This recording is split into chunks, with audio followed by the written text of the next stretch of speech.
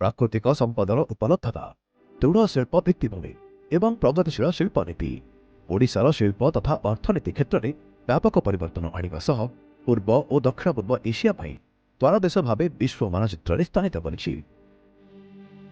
ମାନ୍ୟବର ମୁଖ୍ୟମନ୍ତ୍ରୀ ଶ୍ରୀ ନବୀନ ପଟ୍ଟନାୟକଙ୍କ ନିବେଶକ ଅନୁକୂଳ ପଦକ୍ଷେପ ଓ ଉତ୍ତମ ପ୍ରଶାସନ ରାଜ୍ୟର ପ୍ରାକୃତିକ ସଂସାଧନକୁ ମୂଲ୍ୟଯୁକ୍ତ କରିବା ସହ ସୃଷ୍ଟି କରିଛି ବ୍ୟାପକ ନିଯୁକ୍ତି ସୁଯୋଗ।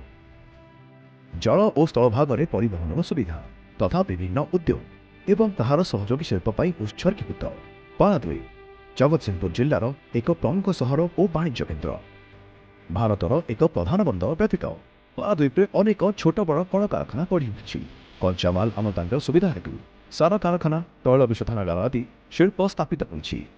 କ୍ରମବର୍ଦ୍ଧିଷ୍ଣୁ ଶିଳ୍ପ ଏବଂ ଆମଦାନୀ ରପ୍ତାନୀରେ ବୃଦ୍ଧି ପାରାଦ୍ୱୀପକୁ ଏକ ପ୍ରମୁଖ ଜାତୀୟ ଓ ଅନ୍ତର୍ଜାତୀୟ ବାଣିଜ୍ୟ ସ୍ଥାନ ରୂପେ ସ୍ଥାନିତ କରିଛି। ଗଭୀର ଜଳବନ୍ଦର କ୍ଷମତା ଏବଂ ଦକ୍ଷ ପରିବହନ ନେଟୱାର୍କ ସହିତ ପାରାଦ୍ୱୀପ ବିଶ୍ୱ ବାଣିଜ୍ୟ ପାଇଁ ଏକ ସୁଦୃଢ଼ ପରିବେଶର ଅନୁକୂଳ ପ୍ରଦାନ କରୁଛି। Paradip refinery, Paradip phosphate limited, multi modal logistic park, Paradip plastic ଉଦ୍ୟୋଗ ଭଳି ଉଲ୍ଲେଖନୀୟ ପ୍ରତିଷ୍ଠାନ ଏହି ପରିବର୍ତ୍ତନରେ ପ୍ରମୁଖ ଭୂମିକା ଗ୍ରହଣ କରିଛନ୍ତି। ଏହା ବ୍ୟତୀତ IOCL, ଇଫ୍କୋ ଏବଂ ଏସମା ଷ୍ଟିଲ୍ ଭଳି ପ୍ରମୁଖ କମ୍ପାନୀ, PPCL, HPCL ଇତ୍ୟାଦିର କାରଖାନା ଜଗତସିଂହପୁରରେ ଉପସ୍ଥିତ ବିବିଧ ଶିଳ୍ପର ଉଦାହରଣ ଦେଉଛି।